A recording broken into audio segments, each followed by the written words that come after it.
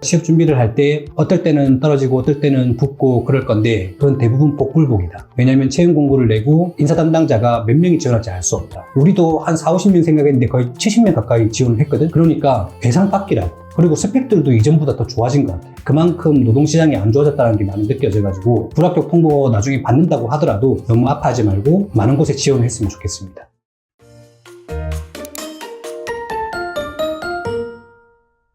대표님 안녕하세요. 반갑습니다. 네, 오늘은 한 달 전에 인크루트에서 발표한 2025년 업종별 채용 계획을 바탕으로 질문드리겠습니다. 예. 첫 번째 질문인데요. 국내 기업 총 897곳 중에서 설문조사를 한 결과 얼어붙어 있는 채용 시장에서 그래도 채용이 활발히 이루어지는 업종들이 그치. 있었습니다. 이렇게 어려운 경제 상황 중 특정 업종들은 왜 채용이 활발히 이루어지고 있는 걸까요? 지금 설문조사 보니까 교육 강의 분야, 그다음에 의료 간호 보건 의학, 그다음에 IT 정보 통신 게임, 그다음에 이제 기계 금속 조선 중공업 자동차 부품 이렇게 돼 있는데 교육 강의 분야 같은 경우에는 지금 경제가 좀 많이 안 좋잖아.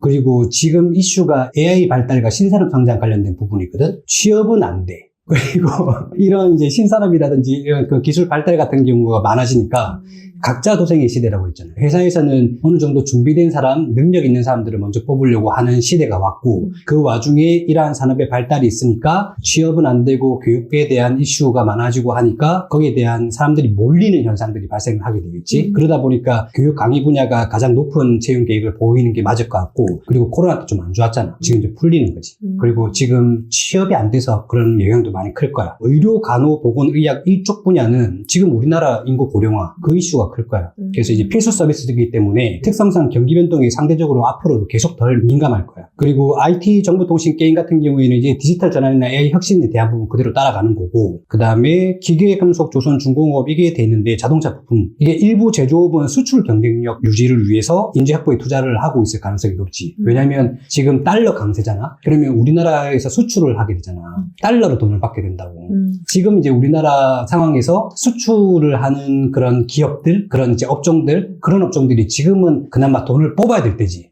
그러니까 이때 채용 계획이 좀 있을 수 있겠다 생각이 들고 달러 같은 경우에는 이제 달러 올라가면은 수출 기업들은 가격 경쟁력이 무조건 확보가 되는 거거든. 그래서 지금 이슈가 있는 거고 뭐 의류 신발 기타 제조 이건 50% 정도니까 이건 좀 많이 하락을 보였다고 하네. 이게 의류 신발 기타 제조는 왜 하락을 할까? 우리 신발이 좀 떨어졌어. 근데 우리 돈이 있니? 없죠. 좀 참아야 되지 않겠니? 의료, 신발 이런 것들이 지금 내가 병원에도 갔다 왔는데 병원에 경제가 좋았을 때는 몸이 좀 안 좋으면 가. 근데 지금 같은 경우에는 실비가 있다 하더라도 돈이 좀 나가잖아. 그게 잘 안 가. 그래서 병원 사람이 없다고. 중증 같은 경우에는 당연히 가야 되겠지만 경증 같은 경우에는 참아버리는 현상이 지금 오고 있단 말이지. 그래서 여기 같은 경우에는 내수에 대한 침체 때문에 더 떨어졌다. 그렇게 볼 수 있을 것 같아요. 대표님께서 연봉을 높이고 싶으면 성장하는 산업에 지원하라고 하셨는데 채용을 많이 하는 기업들은 성장하는 산업에 속해 있다고 보면 될까요? 그렇죠. 미래 성장성이 높은 산업의 교육 강의 쪽, AI와 신기술 관련 교육 수요가 이제 증가하게 되는 거고 의료, 간호, 보건, 의학 이쪽은 고령화 사회와 건강 관심에 대한 증가, 이제 어르신들이 많아지니까 그쪽으로 좀 몰리는 게 있는 거고 그 다음에 IT 정보통신 게임은 디지털 전환 중심 산업이라 볼 수 있는 거고 그 다음에 구조적 경쟁력을 갖춘 제조업이라고 해서 지금 달러 강세에 따라서 제조업 쪽, 기계 금속, 조선 중공업, 자동차 부품 이쪽이 지금 강세를 보고 있다고 볼 수 있습니다. 그럼 채용 규모가 작은 기업이라도 도전할 가치가 있을까요? 대기업과 중소기업의 차이점과 장단점이 있을 텐데 대기업이라도 힘든 곳이 있고 중소기업이라도 일할 말 나는 곳이 있을 거거든. 사람에 대한 존중과 동기부여를 잘해주는 곳이라면 중소기업도 낫다라고 생각이 들어요. 그게 내 세상이야. 이게 마냥 대기업 간다고 그게 뭐 편하고 돈 조금 더 받는다고 그게 막 행복하진 않을 거야. 근데 만약에 대기업에 가고 싶다라고 한다면 지금도 쉬지 않고 준비를 했어야 되는 부분이지. 그래도 이제 하늘의 별 따기니까 지금 올해 삼성 공채까지 이제 하긴 하지만은 그게 정치적 이슈라든지 그런 것들 때문에 한다라는 느낌이 좀 있는 거고 다른 대기업들 같은 경우는 크게 막 많이 채용이 있지는 않잖아. 수시 채용으로 가는 길은 어쩔 수 없다라고 보는 거고 이게 앞으로 우리나라에 특별한 이슈가 없다면 채용 규모는 계속 줄 수 있을 거야. 그럴 수밖에 없을 거야. 이게 경제가 어려워져서 채용이 많이 없는 경우에도 신입도 대기업을 지원하고 중고 경력도 대기업을 지원하고 그다음에 장기 취준생도 이제 대기업을 지원할 가능성이 있겠지. 그러니까 대기업에 채용이 있다라고 하더라도 채용 경쟁률이 이제 높아질 수밖에 없는 거고 대기업도 이제 지원을 하지만은 우리 구독자분들 입장에서는 대기업 대기업, 중견기업, 중소기업 계속 다 지원을 해야 된다. 왜냐면은 경쟁률이 높아진다라는 것들은 아무래도 선호하는 기업들 중에 서류 전형의 커트라인 점수가 계속 올라갈 테니까 지원자가 많으면 그런 영향이 계속 있을 거라고 생각이 들고, 그리고 중소기업이라고 하더라도 요즘에는 채용 포털 사이트 보면 그 기업의 매년 매출 증가, 영업이익, 뮤보금 이런 것들이 있단 말이야. 그런 것들 보고 이제 많이 떨어지지 않는 중소기업 같은 데 지원하는 것도 나쁘지 않다. 그런 생각이 듭니다. 왜냐면 지금 시대가 이렇게 어려운데 매출이 조금씩 증가하는 기업이라고 한다면은 그나마 탄탄하게 안전하게 머리에 생각을 가지고 운영을 하고 있다는 뜻이 될 테니까 그런 부분 잘 보고 지원했으면 좋겠어요. 그렇다면 최근에 기업들이 채용에서 가장 중요하게 보는 역량이 있을까요? 이게 얼마 전에 이제 본 내용인데 그 인재상이 6년 전쯤 코로나 이전 그쯤에는 1등이 성실함이었어. 근데 지금은 책임감으로 바뀌었더라고. 이게 책임감, 그 다음에 소통, 긍정적인 태도, 조직 적응력, 전문성, 그 다음 성실함으로 바뀌었어. 왜 이렇게 크게 바뀌었을까 생각을 해보는 거지. 그러니까 인재상이 달라진 이유는 새로 들어오는 젊은 세대의 인재 특성이 좀 바뀌어서 급변하는 경영 환경에 대응하기 위해서 아니면 일하는 방식이 크게 바뀌어져서 이렇게 이야기하는데, 결국 능력과 책임이라는 관점에서 지금 시대가 변하고 있다는 거야. 그게 무슨 말이냐면 예전에 성실하면은 우리 회사가 일을 잘하게끔 만들 수 있으니까 성실한 사람들을 선호했다는 느낌이라면, 지금은 그 일을 주고 그 일에 대해서 책임을 다할 수 있는 능력과 끝까지 맡아줄 수 있는 책임감을 필요로 한다는 거지. 그러니까 정말 이제 능력 중심의 시대로 간다. 그리고 능력이 있으면은 좋은 보상을 받을 테고, 능력이 조금 떨어진다고 했을 때는 회사에서 또 이탈될 수도 있다라는 그런 느낌을 좀 받는 거야. 이게 경제에 대한 그 위기 때문에 이런 영향이 좀 클 거라고 생각이 들고, 여기서 최근에 이제 컬처 핏 이야기 많이 하잖아. 그래서 여기 보면 뭐 책임감, 소통, 긍정적인 태도, 조직 적응력 이런 순으로 간단 말이지.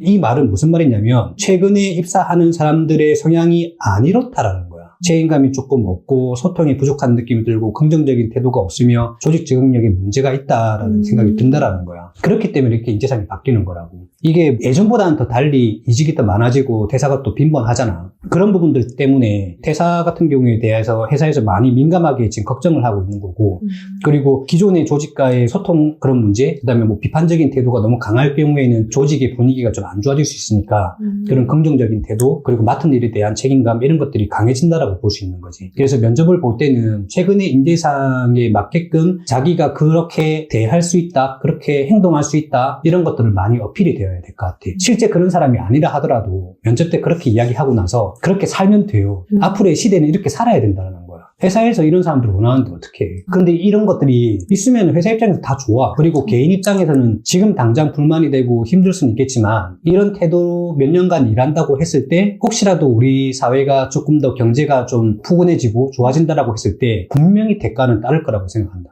지금 어려우니까 대가를 바로 못 주는 거지. 이렇게 노력했던 사람들이 나중에 경제가 좋아진다고 했을 때 대가를 안 받을 거라는 생각이 없어. 그래서 좀 노력을 많이 해줬으면 좋겠습니다. 마지막으로 지금 취업을 준비하는 취준생들은 어떤 전략을 세워야 할까요? 좋아요, 구독, 알림 설정까지. 지금 채용을 많이 하는 업종 같은 경우에 성장 산업과 이제 그런 직무에 조금 집중을 했으면 좋겠고, 조금이라도 남들과 차별화된 역량 개발, 그리고 유연한 취업 접근법 이런 게 필요할 거야. 차별화된 역량 개발이 필요하다고 하는 이유는 지금 다들 어렵기 때문에 다들 그렇게 준비를 하고 있을 거라고. 그래서 웬만히 준비해서는 자기가 노력했던 것들을 크게 어필하기 어려운 부분이 있다. 그래서 차별화된 역량 개발이 필요한 거고, 유연한 취업 접근법이라는 건 기업 규모를 지금 대기업으로 잡았다가 낮은 대로 조금 이제 내린다든지, 그리고 조금 더 우리가 신경을 써야 되는 건 앞으로 수시 채용이 강화된다라고 했잖아. 그러면 수시 채용이 강화될 때는 공개 채용 외적인 부분에서의 채용이 많이 이루어져. 네트워킹을 통한 채용 같은 경우도 많이 이루어지고, 그래서 최근에 뭐 링크드인 같은 경우에는 자기의 활동 내역을 개인적으로 홍보하는 그런 것들이 많이 있지. 그러면 그 사람의 능력이 필요하다고 느껴진다면 그 네트워킹을 통해서 커피 한 잔 먹자 이렇게 해가지고 우리 회사로 넘어오지 않겠니? 라고 그런 추천이 생긴다고. 예전에 이제 그게 많이 채용했던 방식인데 지금 수시 채용에서는 그런 채용 방식들이